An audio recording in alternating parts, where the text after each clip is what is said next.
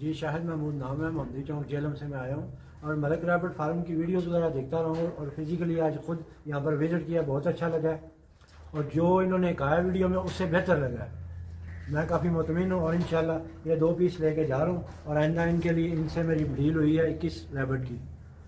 चलें जी, ज़बरदस्ती, most welcome sir.